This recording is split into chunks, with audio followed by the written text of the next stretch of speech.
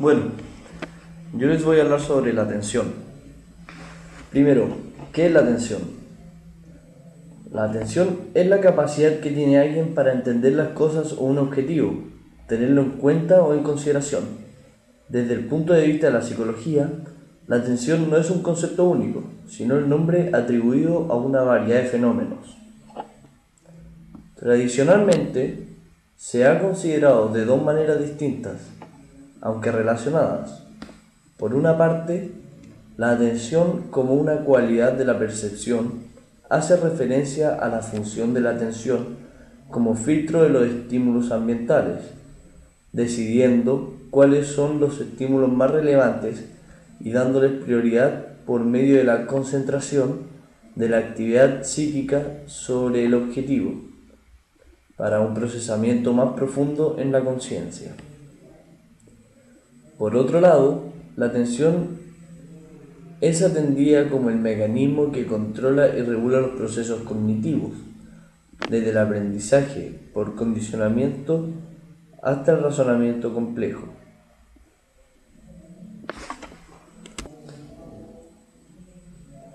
En muchos casos actúa de manera inconsciente, iniciando en el hemisferio cerebral izquierdo, como pueden ver, y es mantenida en el hemisferio derecho. Al estar atento, así como poner atención o prestar atención, tampoco es un comportamiento único del ser humano.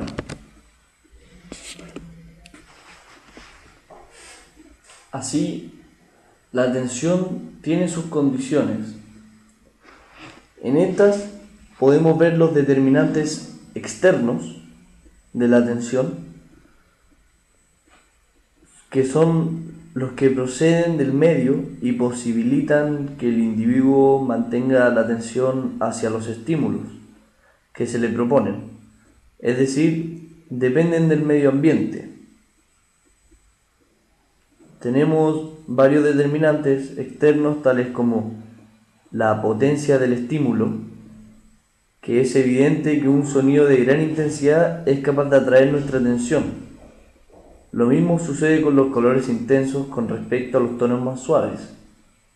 También tenemos el cambio, que siempre que se presenta un cambio que modifica nuestro campo de percepción, nuestra mente es atrapada por un estímulo que modifica la situación de estabilidad.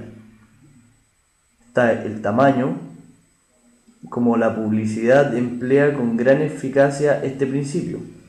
Sin embargo, se ha logrado distribuir que el tamaño posee menos atractivo que el cambio o que la potencia del estímulo. Asimismo, contamos con la repetición. Es un estímulo débil, pero que se repite constantemente. Puede llegar a tener un impacto de gran fuerza en la atención y es muy utilizado en anuncios comerciales. Tenemos el contraste, como por ejemplo cuando un estímulo contrasta con los que lo rodean, llama la atención. Puede haber dos situaciones: el contraste por aparición o la que el estímulo contrasta porque no estaba presente hasta ese momento, y el contraste por extinción, donde el contraste lo provoca el hecho de darse cuenta de que ya no está. Y asimismo también tenemos la organización estructural, que es cuando los estímulos que se presentan deben estar organizados y jerarquizados de manera que posibiliten recibir correctamente la información. Eso se basa en un orden adecuado que nosotros les damos a estos estímulos para poder ser captados de mejor manera por el receptor. Bueno, y así también tenemos determinantes internos o propios de la persona. Son los que dependen del individuo, ya que son propios de él y condicionan aún más no solo la capacidad de desarrollo de la atención, sino también su rendimiento. Dentro de los determinantes internos podemos encontrar la emoción, que son los estímulos que provocan emociones de mayor intensidad, los cuales tienen que atraer la atención del sujeto que los percibe. ya sea que en la publicidad que nos pongan una imagen emotiva o de algún sentimiento. Tenemos los estados orgánicos o estadio orgánico, también se dice. Este factor se relaciona con las pulsiones que experimenta el individuo al momento de recibir la estimulación. Por ejemplo, si una persona se encuentra sedienta, es seguro que le atraerán más intensamente los estímulos relacionados con la satisfacción de su necesidad, ya sea como propagandas de Coca-Cola o de o cualquier otro anuncio de un bebestible o de algo de lo que necesitemos, ya sea si tenemos hambre, cualquier cosa.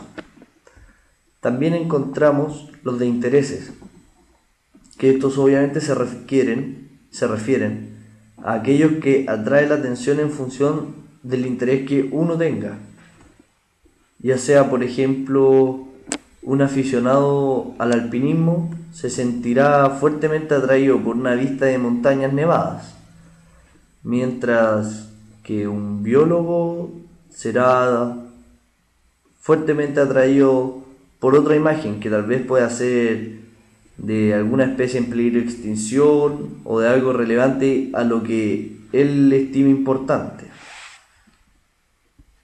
Tenemos también la sugestión social, que puede llegar a atraer la atención de otras personas por invitación, que es más que por simple imitación.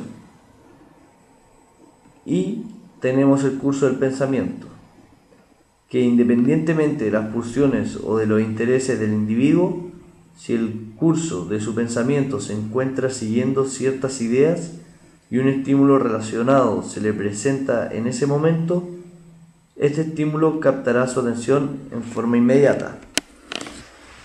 Dentro de lo que respecta de la atención, tenemos la atención voluntaria. Esta se basa fundamentalmente en las causas que proceden del propio sujeto. Esta es la motivación interna que activa nuestra atención hacia un objeto determinado.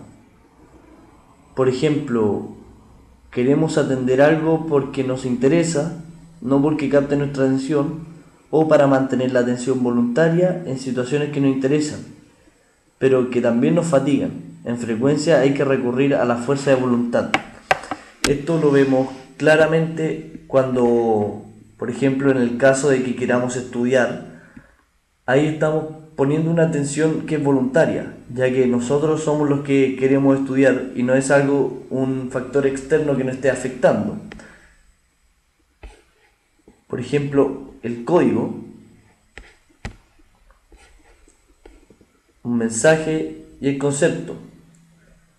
Nosotros al estudiar leemos un código que es un mensaje y en el concepto nosotros recibimos información, interpretación, que es cómo nosotros vemos las cosas. No todos ven las cosas de igual manera. Así es como podemos llegar a estudiar. Y también tenemos la atención involuntaria, que es la que no nos damos cuenta. Acá un ejemplo, por ejemplo, cuando tenemos un estímulo, no sea auditivo, sino entrante, existen diferentes respecto al concepto previo. Sí, porque nosotros tenemos varios estímulos, y así tenemos una detección automática que recibe el estímulo, que lo capta, y se requiere un cambio de atención para poder concentrarnos en ese estímulo que nos está, por así decirlo de otra manera, desconcentrando, el cual atrae nuestra atención, que en el fondo sigue siendo una distracción. Esto es la atención involuntaria, ya que, como dije, por estímulos entrantes que nosotros no queremos poner atención, o no es que no queramos, sino que no estamos conscientes de querer hacerlo, son estímulos que afectan nuestra atención y nos crean otro foco de atención, que sería el estímulo.